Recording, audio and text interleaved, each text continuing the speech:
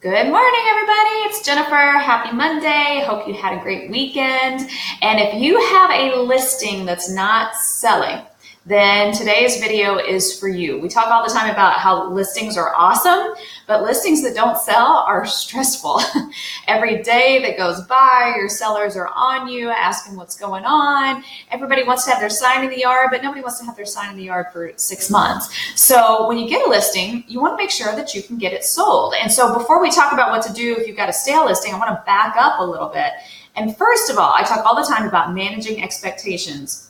How you talk to your sellers about pricing from the get-go can make things a lot easier for you down the road if you need to make some adjustments. So I always let my sellers know when we're talking price, there is no crystal ball, there is no magic algorithm. If we knew how to perfectly price every home, then every home would sell in a day because it'd be perfectly priced.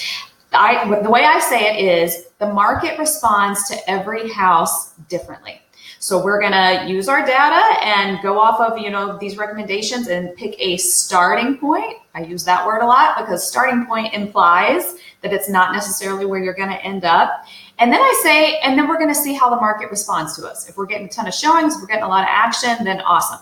But if we're not, then we might need to make an adjustment. And if you talk about that at the beginning of the process, it will be a lot easier once you've been on the market for a little bit. And if it's time to do a price reduction or change something, I think I'm going to do a whole other video on just having the talk with sellers when it's time to make a change regarding price or condition or staging, because that's a really, really important conversation to have. And the better you can get at that, the more listings you will get sold. But it's always good to set their expectation up front that if you're not getting offers, you're not getting activity, you're not getting action, that a change will have to be made.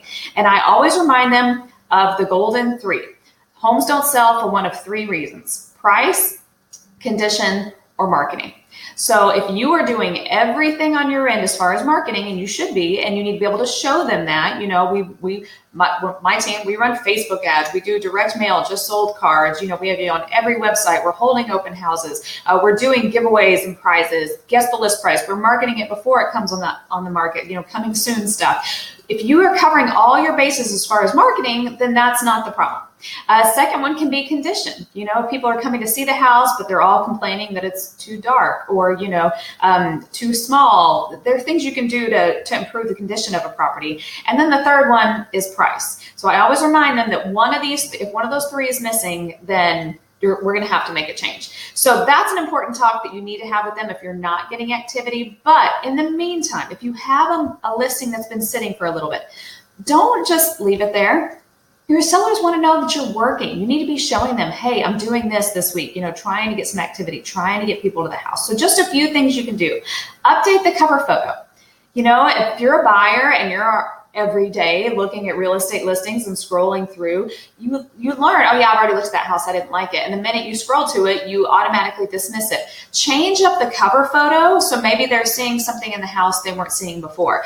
95% of listing cover photos are of the exterior.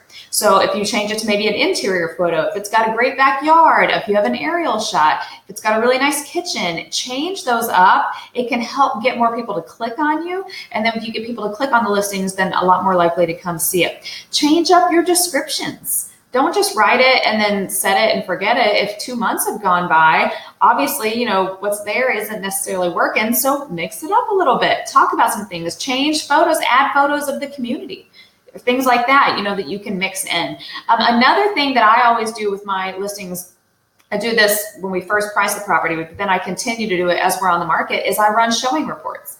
You can get in your showing service, run a report on how much activity is going on. Sometimes I pull those reports and nobody's getting showings. So it's not necessarily just us, and I can show that to my sellers. But I can also say, look, if you go to this price bracket, there were 50% more showings in this price range. This is where the buyers are right now. Maybe we need to move towards that price bracket. So showing reports help too. And still hold open houses. Just because a house has been on the market, past a few weeks or past a month, there are still buyers out there who may not have an agent yet, who are maybe just starting to look, who want to come by and take a look at this house. You will still get traffic at open houses if you advertise them correctly, even if a house has been on the market for a little bit. So make sure you're doing some things to help stimulate some activity.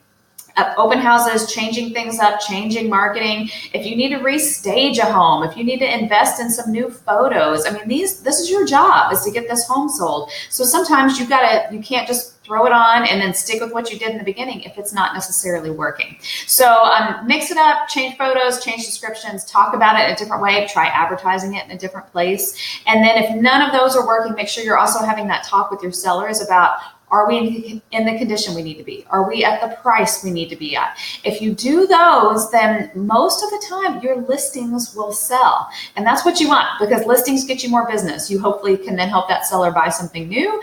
You maybe pick up a sign call from somebody who's called in on it.